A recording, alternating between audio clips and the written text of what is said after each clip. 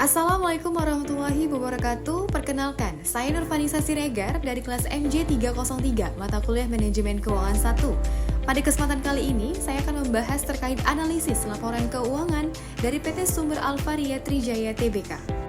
Baik, adapun yang akan dibahas dalam pemaparan ini yaitu mulai dari profil perusahaan dan lingkup bisnis, kemudian analisis rasio likuiditas, rasio solvabilitas, rasio profitabilitas dan rasio aktivitas tahun 2022 hingga 2024, kemudian analisis tren kinerja keuangan hingga kesimpulan kondisi keuangan perusahaan.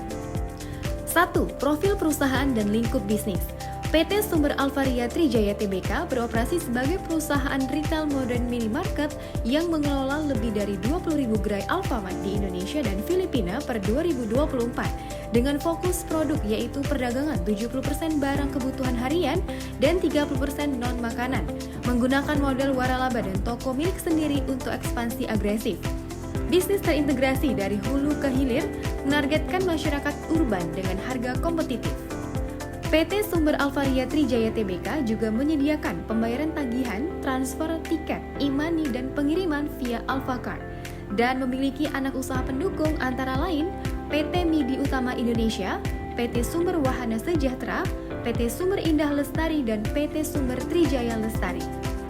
Kedua, analisis rasio likuiditas tahun 2022 hingga 2024. 1. Current ratio. Peningkatan progresif menunjukkan optimalisasi modal kerja, termasuk percepatan penagihan piutang dan peningkatan kas operasional. Kedua, quick ratio. Stabil membaik meskipun inventory FBG mendominasi. Efisiensi rantai pasok menjaga turnover tetap tinggi dan QR lebih baik dari pesaing. 3. Cash ratio. Peningkatan bersumber dari operating cash flow atau OCF yang menguat hingga 8 triliun, menunjukkan kemampuan solid dalam menghadapi krisis. Kemampuan dan strategi manajemen modal kerja tersebut menunjukkan 1. Tren positif pada rasio-rasio kunci yang mengindikasikan manajemen likuiditas yang matang. Kedua, memungkinkan dukungan ekspansi agresif hingga 1.500 lebih gerai baru tanpa tekanan utang. Dan yang ketiga, efisiensi modal kerja tercermin dari pengurangan inventory days dari 49 menjadi 42 hari.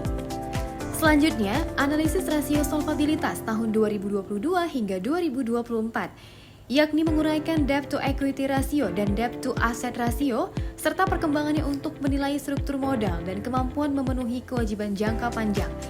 Seperti tampak pada layar, bahwasanya nilai debt to equity ratio menurun signifikan, didorong oleh akumulasi laba ditahan, meningkatkan ekuitas hingga 17,7 triliun, dan mengurangi ketergantungan utang sebesar 25% kumulatif. Hal ini menandakan struktur modal yang lebih sehat dan manajemen utang disiplin. Angka ini lebih rendah dari rata-rata sektor retail BEI, yakni sebesar 1,5 kali. Sementara untuk debt to asset ratio stabil di level 0,54, mengindikasikan 54% aset dibiayai oleh utang yang masih dalam ambang batas aman. Pertumbuhan aset didukung oleh kombinasi pembiayaan ekuitas 46% dan utang 54% untuk optimasi ROE. Struktur modal dan kewajiban menunjukkan penguatan solvabilitas konsisten, yang berarti pergeseran dari pertumbuhan berbasis utang ke keberlanjutan berbasis ekuitas. Untuk kemampuan jangka panjang, yakni interest coverage ratio, dengan rasio lebih dari 10 kali, AMRT sangat mampu untuk memenuhi kewajiban bunga jangka panjangnya. Keempat, analisis rasio profitabilitas tahun 2022 hingga 2024. 1. Return on assets mencapai puncak 9,94% pada tahun 2023 berkat economies of scale. Penurunan ke 8,11% pada tahun 2024 disebabkan pertumbuhan aset yang melebihi laba. Namun, ROA tetap di kategori top tier retail, menunjukkan efisiensi aset yang solid. Kedua, return on equity mengalami penurunan dari 24,89% menjadi 17,79%, dipengaruhi oleh dilusi laba ditahan dan dividen. Meski demikian, ROE di atas 15% masih tergolong superior, menegaskan kemampuan menghasilkan laba bagi pemegang saham. Yang ketiga, net profit margin melemah dari 2,95% menjadi 2,66% akibat tekanan kompetisi dan inflasi. Namun, penjualan digital Alfacart memberikan kontribusi margin lebih tinggi yang berfungsi sebagai penyangga pelemahan. Kelima, analisis rasio aktivitas 2022 hingga 2024. Membahas total asset turnover dan operating cash flow to revenue, mengukur efisiensi penggunaan aset dan generasi kas dari operasi. 1. Total asset turnover dengan interpretasi. Rasio ini menunjukkan stabilitas dengan sedikit penurunan karena peningkatan aset tetap. AMRT secara konsisten mampu menghasilkan sekitar Rp3 penjualan untuk setiap Rp1 aset, jauh di atas benchmark industri retail, menegaskan efisiensi penggunaan aset yang tinggi.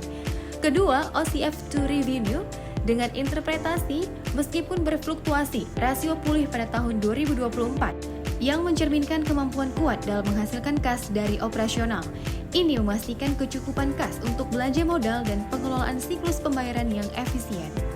Selanjutnya, analisis tren laporan keuangan.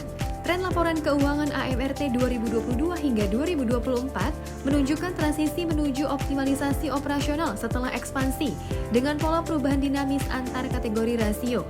Likuiditas, solvabilitas, dan aktivitas menguat konsisten, sementara profitabilitas melemah tipis tetapi solid. Kesimpulan kondisi keuangan perusahaan. PT Sumber Alvaria Trijaya Tbk menunjukkan kondisi keuangan yang sehat dan stabil sepanjang periode 2022 hingga 2024. Perusahaan berhasil mencatatkan pertumbuhan pendapatan sebesar 22% menjadi Rp118 triliun melalui ekspansi lebih dari 20.000 gerai dengan laba bersih yang terjaga stabil di antara 2,85 triliun hingga 3,15 triliun. Adapun kekuatan utama perusahaan ialah likuiditas meningkat, solvabilitas kuat, profitabilitas solid, dan efisiensi operasional. Adapun kelemahan dan tantangan yang dihadapi perusahaan ialah margin laba bersih yang tipis karena tekanan harga FMCG dan persaingan ketat, serta disrupsi signifikan dari platform e-commerce yang semakin berkembang. Namun, AMRT berada dalam kondisi prima untuk pertumbuhan berkelanjutan, ditopang oleh likuiditas dan solvabilitas yang aman, serta profitabilitas yang kompetitif. Dengan pangsa pasar sebesar 35%, perusahaan memiliki posisi yang tangguh untuk menghadapi tantangan ke depan. Baiklah, demikian yang dapat saya sampaikan pada pemaparan kali ini. Semoga bermanfaat dan terima kasih.